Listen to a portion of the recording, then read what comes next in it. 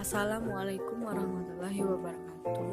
Baiklah, saya Dina Ralita NIM 20591052 dan rekan saya Delvisa Andira dari kelompok 2 akan menjelaskan tentang materi hadis tentang mendidik anak. Yang pertama, mendidik anak di usia anak-anak. Yang kedua, mendidik anak di usia remaja. Yang ketiga, mendidik anak di usia dewasa. B. Hadis tentang mendidik anak. Anak dalam perspektif Islam adalah amanah dari Allah Subhanahu wa taala. Dengan demikian, semua orang tua berkewajiban untuk mendidik anaknya agar dapat menjadi insan yang soleha, berilmu dan bertakwa. Jika demikian, maka pada hakikatnya pelaksanaan pendidikan anak merupakan pelaksanaan amanat besar dari Allah Subhanahu wa taala. Karenanya, kelalaian dan penyelewengan pendidikan dari mahjad telah ditentukan merupakan pengkhianatan terbesar. Materi yang pertama yaitu mendidik anak usia anak-anak. Umur 3 hingga 12 tahun disebut masa anak-anak. Pada masa ini, mulai mengenal dunia luar secara objektif disertai penghayatan secara subjektif. Mulai adanya pengenalan pada diri sendiri dengan bantuan bahasa dan kata-kata. Pada masa ini pula, anak mulai bergaul dengan sesama dan atau masyarakat luas serta memasuki usia sekolah dasar.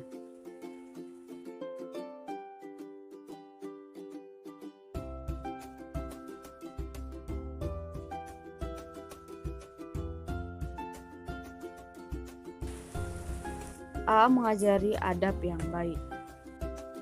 Melatih membiasakan sesuatu perbuatan baik merupakan metode yang amat tepat pada usia anak-anak karena dari metode pembiasaan ini anak menjadi kepribadian yang baik. 1. Meminta izin sebelum berpergian. 2. Mengucapkan salam saat pergi dan akan masuk rumah. 3. Makan dengan tangan kanan. 4. Sebelum dan sesudah makan minum membaca doa. 5. Memakai pakaian, celana, baju, sendal, sepatu mulai dengan tangan kanan atau kaki kanan. 6. Melepas pakaian dimulai dengan tangan atau kaki kiri. 7. Membaca doa saat akan memakan dan memakai dan membuka pakaian.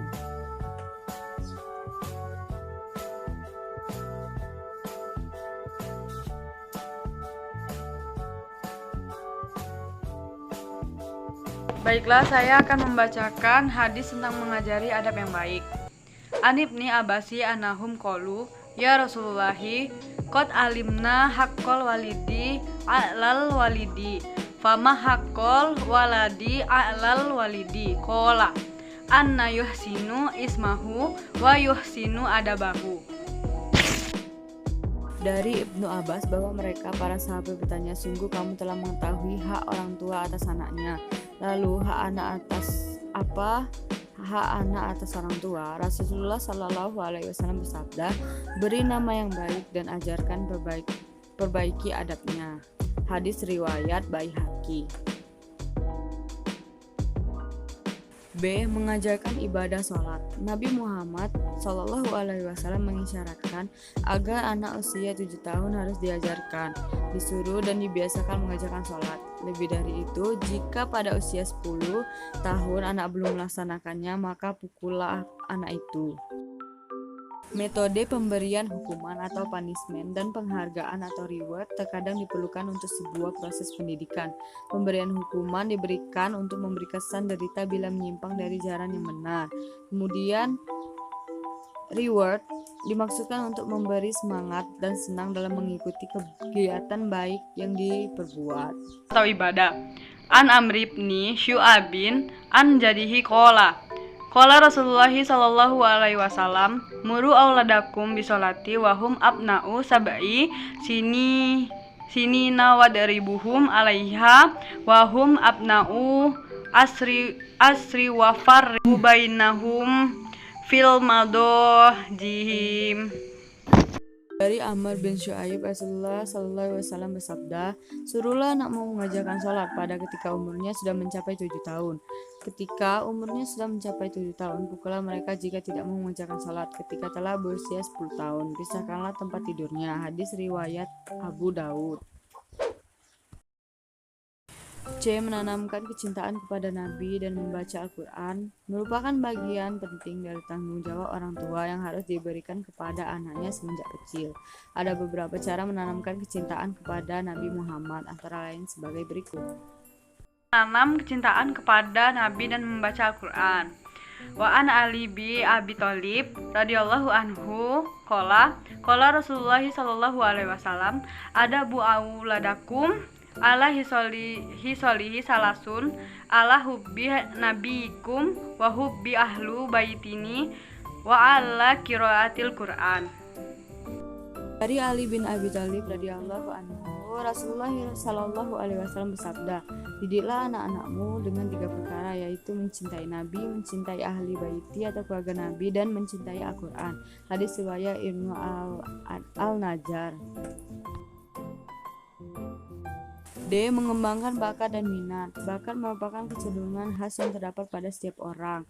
Bakat yang ada pada diri seseorang umumnya karena adanya faktor genesis, namun ada kalanya terbentuk melalui faktor pendidikan. Terakhir yaitu hadis tentang mengembangkan bakat dan minat. An Bakr ibni Abdillah ibni Rabbihil Ansori alimu auladakumu sibahata warimayata. Dari Bakri bin Abdullah Allah bin Rabi al-Ansari, Rasulullah SAW bersabda, "Jadilah anak-anakmu memanah dan berenang." Hadis riwayat Ibnu Majah. Assalamualaikum warahmatullahi wabarakatuh. Baiklah, saya Delvisa Andira akan melanjutkan materi yang kedua, yaitu tentang mendidik anak usia remaja dan tentang mendidik anak usia dewasa. 3. Mendidik anak usia remaja. Baiklah, hadis tentang mendidik anak usia remaja. Turrima libasul hari lilwat dunya habi ala kuri ummati kohilul ilatihim. Dari Abi Musa al-Syari bahwa Rasulullah SAW bersabda, "Diharamkan bagi laki-laki dari umatku sutra dan emas, dan dihalalkan bagi perempuan." Hadis riwayat Tirmizi. Usia remaja menurut para ahli psikologi mulai dari umur 12 hingga 18 tahun. Masa ini dibedakan menjadi masa pubertas 12 sampai 14 tahun dan masa pubertas 14 sampai 18 tahun. Usia remaja merupakan masa penuh gejolak jiwa kegelisahan yang labil. Agar tidak terjadi penyimpangan dari dorongan-dorongan negatif, demikian itulah maka di masa ini anak sangat membutuhkan bimbingan dan arahan. Adapun di antara yang terpenting dari pengajaran dan pendidikan yang diajarkan Nabi SAW pada usia ini, larangan menyerupai lawan jenis dan berhati-hati memilih teman. Untuk menghindari kemurnian gender dan menghindari penyimpangan seksual, Islam sesungguhnya telah mengajarkan beberapa hal terkait masalah ini. 1. Anak laki-laki dan perempuan harus dipisahkan dari tempat tidurnya. Tidak boleh satu tempat tidur semenjak usia 7 tahun, karena pada usia itu anak sudah mengenal lawan jenis. 2. Memberi atau menyesuaikan mainan sesuai main laki-laki untuk laki-laki atau perempuan untuk perempuan. Menjauhkan gambar-gambar atau tayangan visual yang dapat menimbulkan rangsangan syahwat. 4. Mendidik anak usia dewasa. Hadis tentang mendidik anak. Ad-dunya mata'un wa khairum mata'id dunya mar'atum solihat. Dari Abda Allah bin Amr, Rasulullah SAW bersabda, "Dunia adalah perhiasan, dan sebaik-baiknya perhiasan dunia adalah istri yang soleha." Hadis riwayat Muslim dari Abdullah bin Amr. Berakhirnya masa pubertas, maka anak kemudian mulai masuk masa dewasa, 17-18 hingga 21 tahun, yang sebagian ahli menyebut masa adolesen. Dalam hal ini mencari dan menentukan calon pasangan hidup kehidupan berkeluarga ini. Anak yang telah menjadi dewasa tetap memerlukan bimbingan dari orang tua. Pertama, melihat calon pasangan bukan hanya hak seorang pelamar, tetapi juga hak wanita yang dilamar. Tetapi harus diingat bahwa yang diperintahkan dan diperbolehkan dalam melihat bukan berdua tanpa mahram seperti yang dikenal dalam masyarakat modern, seperti dengan cara bepergian berdua yang dibenci oleh fitri dari jiwa yang suci, terlebih dari kaidah-kaidah agama. 2. Memudahkan dalam mahar atau mas. Kawin harta merupakan salah satu perhiasan dunia yang manusia cenderung ke depannya, karena itulah harta disebut dalam hadis menjadi penilai memilih calon pasangan hidup, karena bagaimanapun harta merupakan salah satu sarana wasilah pendukung yang tidak dapat diabaikan untuk menciptakan keluarga yang rukun dan damai. 3. Perhatikan asal-usul dan lingkungan keluarga. Memilih keturunan fitrah yang diinginkan oleh seorang.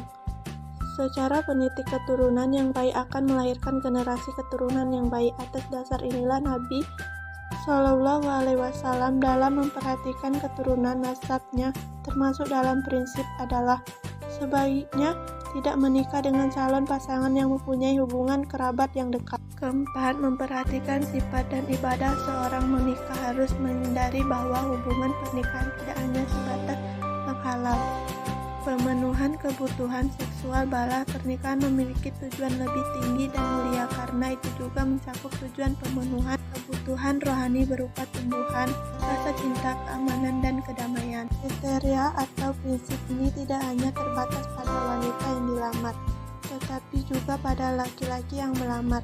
Bahkan ia harus lebih memiliki ini karena ia yang akan menjadi pimpinan dalam rumah tangga, menjadi calon istri dan anaknya. Baiklah, itu saja yang dapat saya jelaskan. Saya akhiri, wabillahi taufiq wal hidayah. Wassalamualaikum warahmatullahi wabarakatuh.